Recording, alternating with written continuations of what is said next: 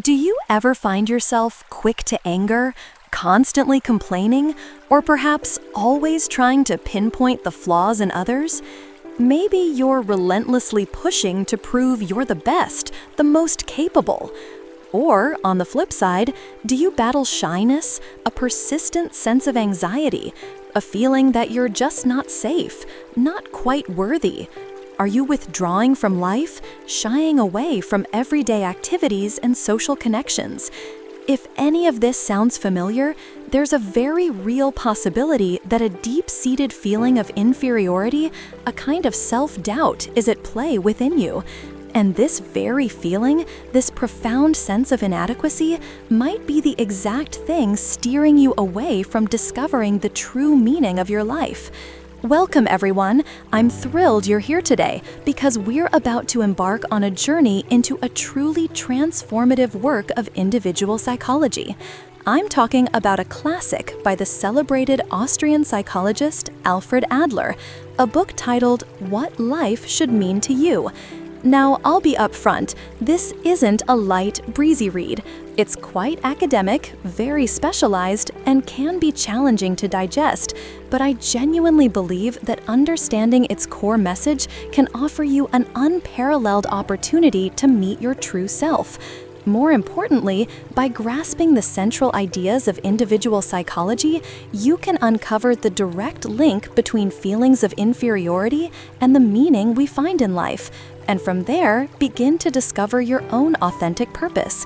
In this video, I'm going to distill the most potent essence of this incredible book and share it with you. So, get comfortable and let's explore this together. Imagine a young boy, small for his age, somewhat sickly due to rickets, not conventionally handsome, and with a slightly stooped posture. His school performance wasn't great. He was often at the bottom of his class, constantly being compared to his handsome, seemingly perfect older brother who excelled in everything. These circumstances understandably led him to live with a profound sense of inferiority. Yet, this very child, fueled by that same sense of inadequacy, went on to become a doctor of psychology and one of the 3 most influential figures in the entire field. The individual who began with such deep self-doubt and later achieved such eminence was none other than Alfred Adler himself. Adler's childhood was far from idyllic. He wasn't a particularly popular child, and his health was fragile. He suffered from pneumonia and nearly died twice. At the tender age of 4, he witnessed the tragic death of his younger brother. And, as if that weren't enough, he was hit by a car on 2 separate occasions. With such a childhood filled with pain and adversity, psychoanalytic theory might predict a troubled, dysfunctional adulthood. But was that really the case? Inspired by his early experiences, Adler was determined to become a doctor, to help children who faced similar hardships. His path led him to psychoanalysis, and he became a student of Sigmund Freud. However, the more he delved into it, the more he found himself questioning some of psychoanalysis's most fundamental tenets, such as the overwhelming emphasis on childhood trauma as a deterministic force, or the strict cause and effect model of psychological development. He felt these explanations weren't entirely fitting. Consequently, he eventually parted ways with Freud's circle and went on to establish his own school of thought, individual psychology. It's interesting to note that another contemporary, Carl Jung, initially supported Freud but later openly criticized his theories. Ultimately, these 3 figures, Freud, Adler, and Jung, became the titans shaping the landscape of modern psychology. Now, individual psychology stands in contrast to psychoanalysis in a very significant way. It proposes that what a person has experienced is not as important as how that individual subjectively perceives and interprets those past experiences. Let me give you an example. We often assume that we dislike someone because they possess numerous annoying flaws. However, individual psychology might offer a different perspective. Perhaps you've already, for your own reasons, decided to avoid a relationship with this person. And because of that decision, you then actively seek out and magnify their flaws to justify your pre-existing desire to distance yourself. As for why you initially wanted to avoid the relationship, it could be a subconscious effort to protect yourself from potential hurt or disappointment in that connection. This act of meticulously identifying flaws in others is therefore a highly subjective process. Why am I taking a moment to lay out this foundation of individual psychology?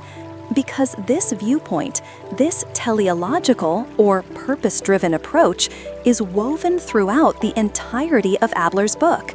Before you dive into its ideas, understanding this framework, equipping yourself with this mental symbol, will make your engagement with the material far more effective. This is an incredibly important concept. If you're curious about what mental symbols are in a broader learning context, you might find some great insights in books that discuss the secrets to becoming highly skilled. I can certainly point you towards some resources if you're interested. The feeling of inferiority, if misunderstood, can lead you to misinterpret the meaning of life. Yet, Adler asserted a powerful idea. The feeling of inferiority is the starting point for striving towards superiority, towards becoming more. He was firm in his belief that all of us, to a greater or lesser degree, harbor some deep-seated feelings of inadequacy. Perhaps it's a complex about our physical appearance, a dissatisfaction with our income level, a sense that our job isn't prestigious enough, a feeling of being undereducated, or shame about a humble background. The list goes on. I knew a person, for example, who was quite self-conscious about his height. Every single day, he'd wear shoe inserts to gain an extra inch or two. When taking photos with friends, he'd discreetly try to stand on his tiptoes. This subtle act of trying to appear taller actually reveals a definite sense of inferiority about his height. But is that wrong? Is it something to be ashamed of? Absolutely not. For a long time, many of us have tended to magnify the negative aspects of self-doubt, clutching our perceived shortcomings in silence, hiding them away in the shadows, constantly afraid that others will see our weaknesses. But Adler tells us something different. He suggests that a person's life is inherently a process of overcoming feelings of inferiority and pursuing a sense of superiority or completeness. Feeling inferior is normal. You don't need to be ashamed of it. He even went so far to argue that all human civilizations have developed and progressed thanks to this inherent feeling of inferiority. This very self-doubt, when channeled correctly, becomes the driving force for our advancement. Just look at Adler's own life story. It's a clear testament to this principle. A great poet once said that nature imprisons humans in darkness and compels them to forever yearn for light.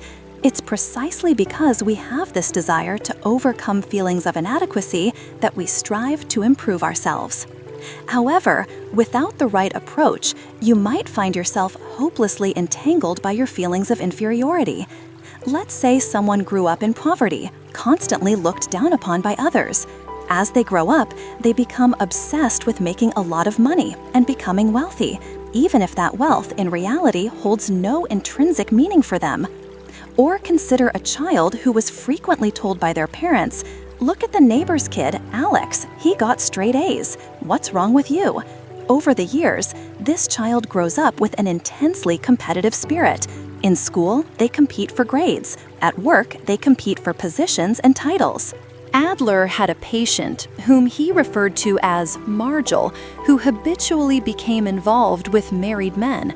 More disturbingly, she reportedly went to extreme, even criminal lengths to steal these husbands from their wives.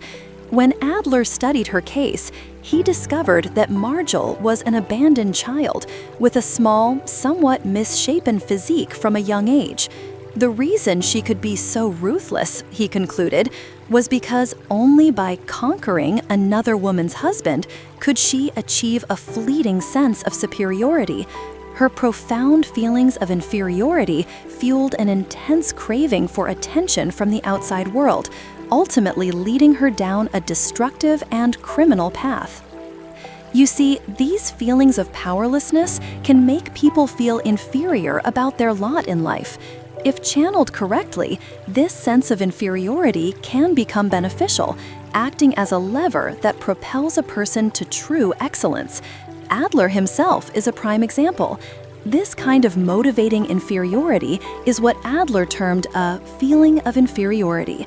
However, if one goes astray in their pursuit of superiority, they will inevitably make mistakes and lose sight of the meaning of life. In individual psychology, this detrimental type of inferiority is called an inferiority complex. A simple feeling of inferiority is not inherently wrong.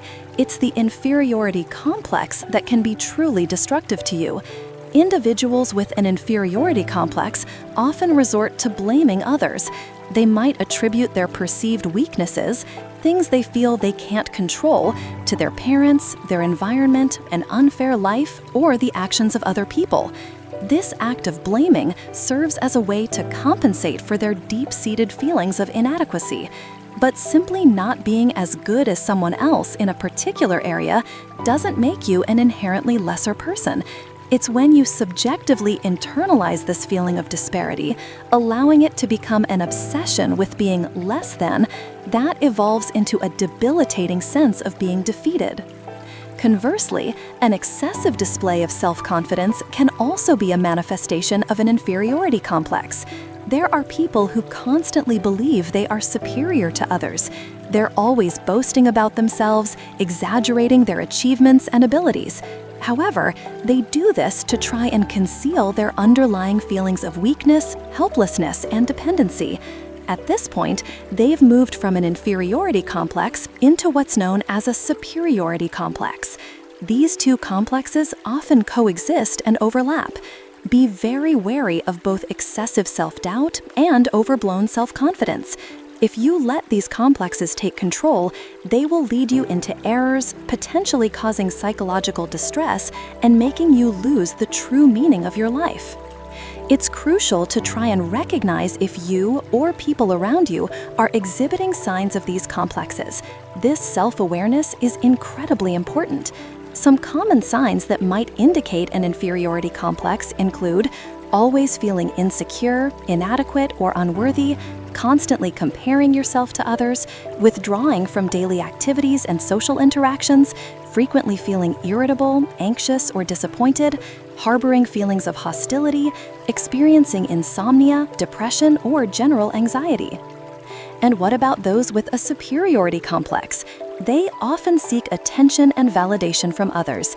They are highly sensitive to criticism, yet frequently criticize others themselves. They constantly talk about their own achievements, are always looking for faults in others, and tend to be aggressive and highly competitive. If you notice these signs in yourself, be cautious and observe yourself closely. It might be time to turn inward to understand the feelings of inferiority in your core so you can overcome these challenges or perhaps encourage others to seek professional help. Feelings of inferiority are often with us from early childhood.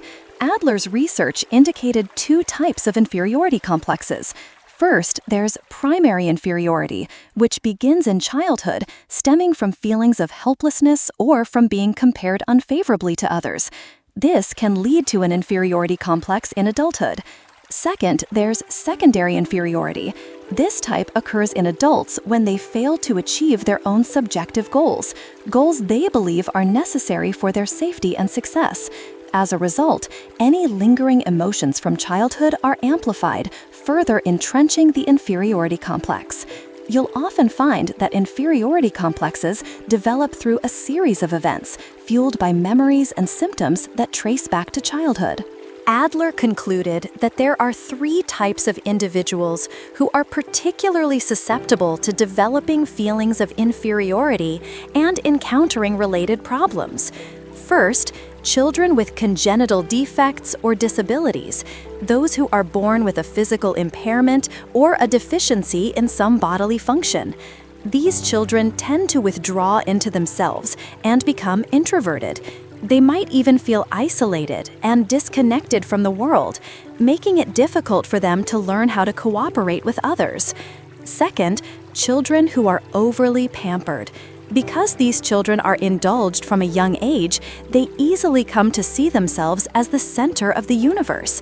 They expect to get what they want without having to contribute or cooperate with others.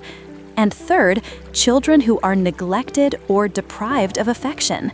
In the eyes of a child growing up without opportunities to experience love and cooperation, the world appears cold and unfriendly. As adults, they often believe that they can only achieve things through struggle and conflict. Do you notice a common thread among these children? It's a lack of ability to cooperate. According to Adler's theory of compensation, when a person has an internal feeling of inferiority, they will try various ways to escape it. However, if their subjective perception is misguided in this quest for compensation, it can lead to a false sense of superiority. These mistakes can cause them to withdraw, live in isolation, or behave selfishly, always competing, trying to possess, and even resorting to criminal acts. Conversely, if the compensation is channeled in a positive direction, the person can achieve true superiority and excellence. So, what is the right direction here? What is the path that allows us to overcome feelings of inferiority and achieve genuine excellence? Adler stated that all human problems are essentially problems of cooperation. A person living with an inferiority complex doesn't know how to cooperate with others, leading to a cascade of problems and suffering in their life, causing them to misunderstand the meaning of life. Where then does the true meaning of life lie? We often hear sayings like, "A leopard can't change its spots," implying that basic nature is immutable. But Adler didn't quite see it that way. Individual psychology believes that the reason people often don't change is because they don't want to change the perceived benefits of their current state. Change means accepting uncertainty and facing difficulties. Humans, however, tend to prefer stability and ease, so they often lack the courage to change. The reason someone might pursue superiority in a mistaken, self-centered way is because they are excessively focused on themselves, don't know how to cooperate with others, and fail to develop what Adler called social interest or community feeling. So, if you must live to achieve something, instead of living solely for personal gain, live for the benefit of the community. If a person can shift their focus from their individual ego to the well-being of society, to contributing to others, that person will undoubtedly be able to overcome their own limitations. There's a profoundly important definition in the book. The sign that your life has true meaning is whether that meaning is considered valuable by others and can be shared with them. You must realize that no matter who you are or what profession you're in, if you want to become truly superior, to advance further, and to live a happier life, you must spend your entire life reflecting on one crucial question. What must I do to connect with this society? What can I do to be useful to the world? If you don't, then no matter how much money you earn, how big a house you buy, how expensive a car you drive, or how high your status and reputation become, you will still feel empty, lonely, and insecure deep down. It's like the Confucian teaching, the benevolent are free from anxiety. This means that a person who lives by the principle of benevolence, who always cares for and cooperates with others, and who knows how to solve social problems, will naturally find peace, happiness, and value in their life. Connect your personal value with the value of society. When you can care for and contribute to others, you will be able to overcome your feelings of inferiority and achieve true superiority. There's a crucial point here, one that is often the most debated and misunderstood aspect of individual psychology. The social interest or community feeling that Adler refers to is actually much broader than we might initially imagine. It's an interest that isn't just based on caring for other people. It also encompasses a concern for all humanity, the earth, all living things, and even non-living things. Ultimately, it extends to the entire cosmos. This reminds me of the phrase, "something bigger than myself." I firmly believe there is always something greater than our individual selves. Therefore, our lifelong purpose and task, from the perspective of an individual within society, is to transcend our ego in order to contribute to something larger than ourselves. Only when we establish this connection do we experience a sense of belonging, a feeling of kinship. This is one of the most fundamental human desires and also the ultimate goal of human life, to return to our origins, to connect with the whole.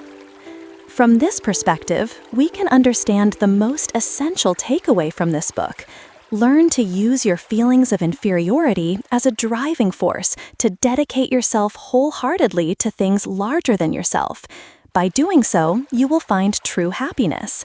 However, many people still find this theory rather vague, suggesting it might just be Adler's idealistic imagination. Yet, a master is always a master, and his reasoning is remarkably coherent. The reason he was so certain that the meaning of a person's life must be based on cooperation and contribution to others is because he identified 3 major, unshakable limitations or bonds in this life that every human being must confront. These are the 3 unshakable bonds of life. Simply by being born human, you will always have to live and contend with these 3 inescapable challenges. The first bond concerns your occupation or career. Because we all live on the surface of this planet, dependent on the finite resources it provides, we must always find work, a way to make a living, to survive. The second bond is society. As long as we are alive, we are connected to those around us. We cannot exist in isolation. All our activities must rely on cooperation with others. The third bond is the issue of love and marriage. This is because humans, as a species, must reproduce to ensure their continuation. Think about the wedding rings exchanged on a wedding day, or the matching bracelets worn by a couple in love.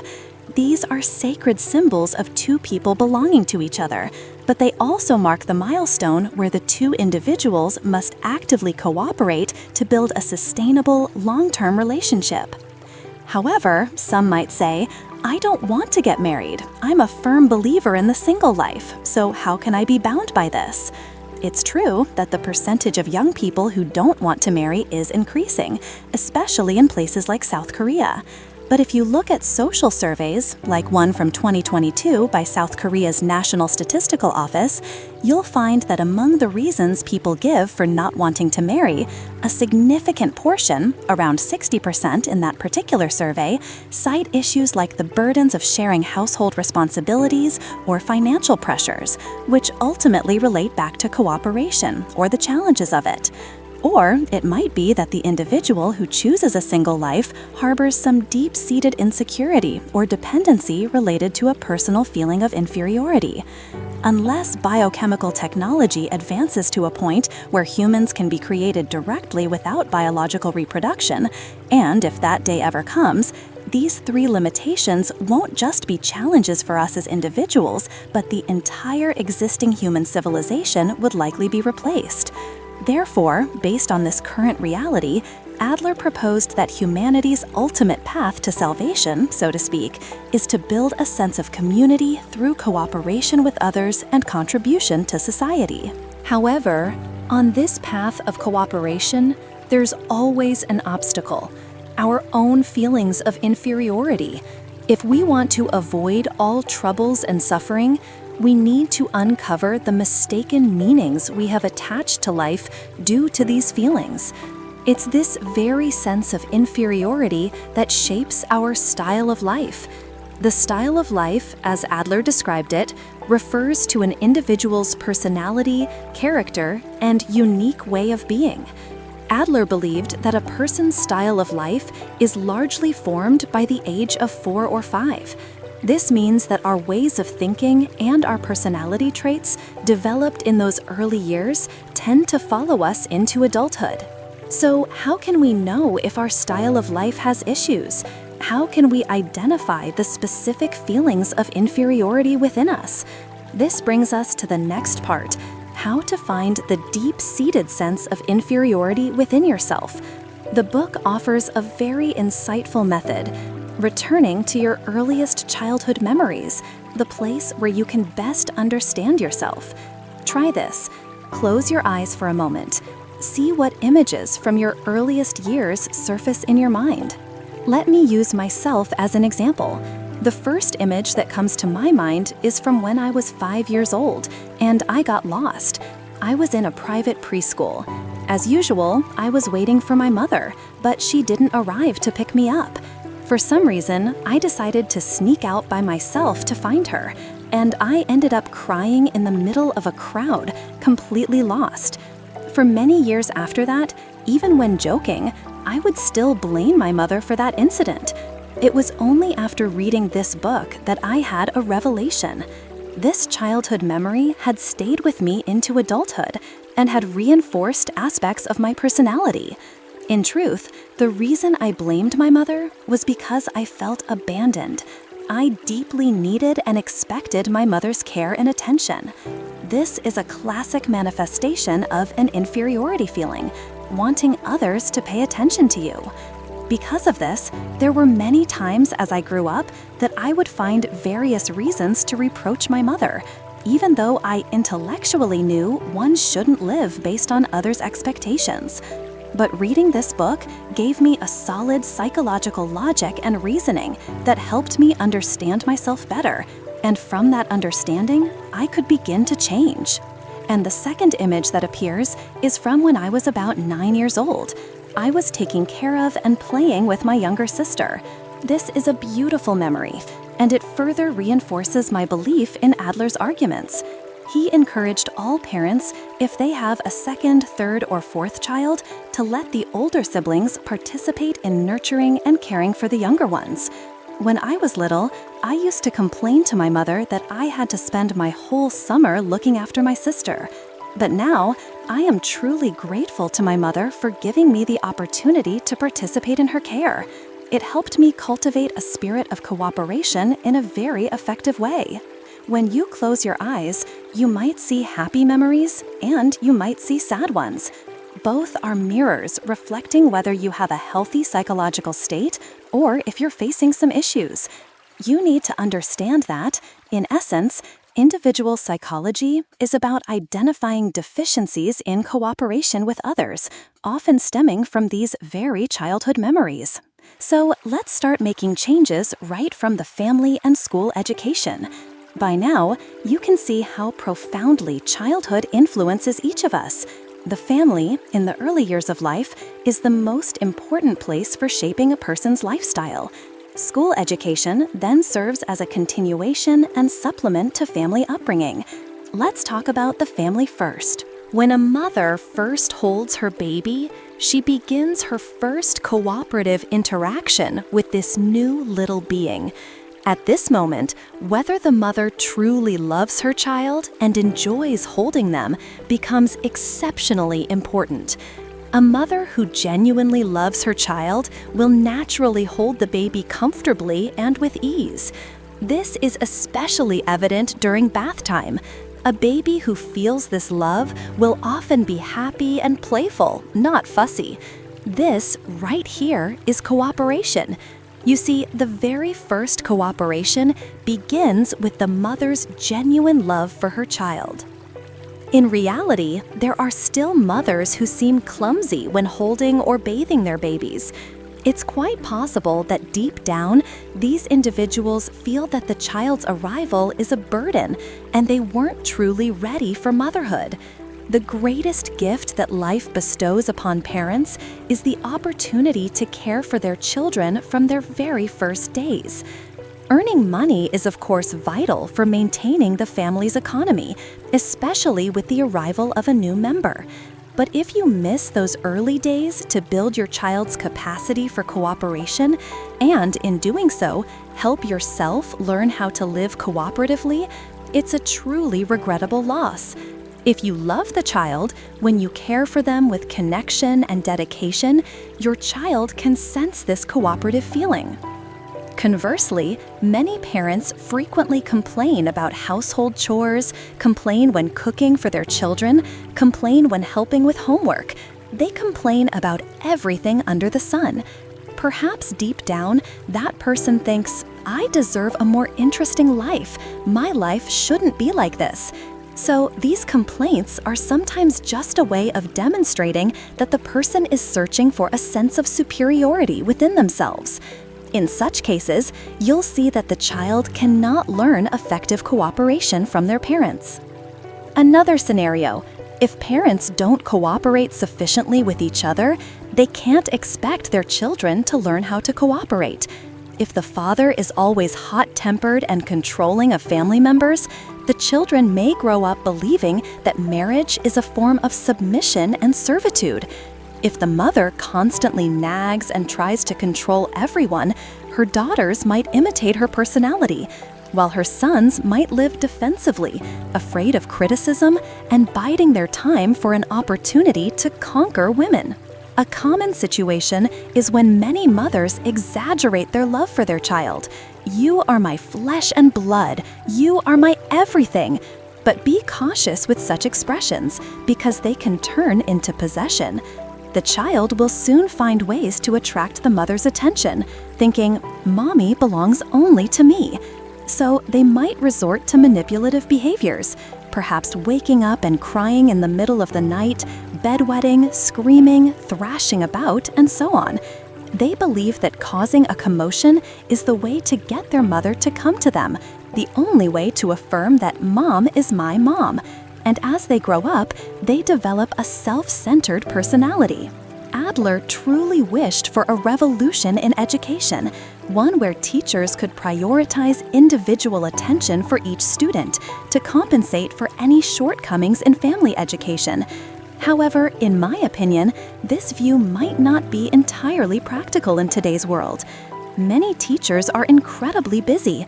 They teach to keep up with the curriculum, and the pressure of lesson planning already leaves them exhausted. Being able to give individual attention to every student is very difficult. But parents are different. Parents absolutely can change when they have the foundational knowledge and the right methods for cooperation, because deep down, most parents want their children to live better lives. Therefore, I will focus on conveying knowledge related to the family here, and I hope that all current and future parents will learn how to change themselves. As for education in schools, I will just list a few points that I personally find useful. First, severity and punishment are two taboos when teaching students. Once you are strict and use punitive measures, you'll find it difficult for the child to establish communication and connect with you. Second, teachers should humble themselves to engage in equal dialogue with students. Care for each student from the bottom of your heart. Pay attention to their future. Additionally, notice the strengths of each student. Help them develop their superior aspects. Only when a child understands this can they treat others fairly and know how to cooperate without needing to be a class president or a student leader. Adler believed that genuinely connecting with students is the true mission of an educator. And third, never use the phrase, "You're very smart, but you're just not trying hard enough," to encourage students. In reality, many teachers use this as a way to offer gentle criticism, with the main goal of motivating students to work harder. But this approach inadvertently activates a false sense of superiority in children. If they're already smart, why should they have to study hard? They will likely never overcome their laziness. Many core theoretical ideas for child rearing found in famous books, perhaps like some you've heard of by names that sound like Possessive, or the knowledge that helps maintain long-lasting relationships found in popular relationship guides, actually stem from Adler's individual psychology. You might consider reading those types of books first if you want an easier entry point before tackling the more academic work I'm discussing today. However, there's a common experience. We learn many methods for practical application, but they don't always achieve their full potential. Learning directly from Adler's original ideas is the best way to gain a deep understanding of the issues. Therefore, I sincerely recommend that you seek out and read What Life Should Mean to You. And now, a few particularly important messages from today's video. The more you read, the more you travel, the more you learn, the more you'll realize that no one is entirely the master of their circumstances. Human life is short and people are fragile. The 3 practical problems, the 3 hurdles of career, social relationships, and love/marriage are always before us in life. We are constantly searching for solutions to these problems, yet we are rarely satisfied with the status quo. No matter what, humans will always strive, but you need to remember one thing very clearly. Only when we cooperate with others does our struggle become filled with hope and meaning. That struggle itself is the lifelong journey to find the true meaning of life within you. You'll notice that almost all profound books guide us towards a kind heart, towards opening ourselves to compassion, towards developing love for ourselves and others.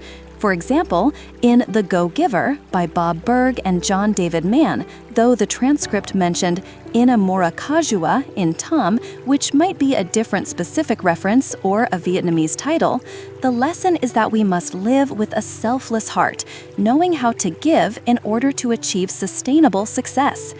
Books about escaping a victim mindset or mental prisons often show us that by living for others, we can break free from the chains of thought that keep us locked in suffering and thereby live with a true sense of purpose. And with Adler, he once again affirms for us an even greater meaning. We must transcend our individual ego to live a life of contribution, cooperation, care, and concern for others. If we can achieve this, we will touch the true meaning of life. What makes What Life Should Mean to You different from many other books is that it starts from the psychology of each individual to find the root causes that prevent us from living for the community, from cooperating with loved ones or those around us. The root cause, Adler argues, is that deep-seated feeling of inferiority originating in childhood, which then follows us into adulthood. And it is this very feeling of inadequacy that causes us to lose sight of the meaning of life.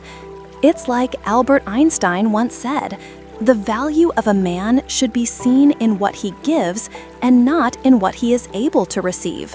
Therefore, I hope that you and I can step beyond our feelings of inferiority and find our true worth, to become excellent with a heart that is peaceful and serene, yet also full of altruism. Let's live life to the fullest and give more, so that our feelings of inferiority become the very starting point that makes us truly superior. Thank you so much for listening and joining me on this deep dive. If you found this video helpful, please share it with others who might benefit. Don't forget to give it a thumbs up, subscribe to the channel, and hit that notification bell so you don't miss out on new videos every week, all designed to help us understand ourselves and the world a little better. Once again, thank you, and I look forward to seeing you in the next video.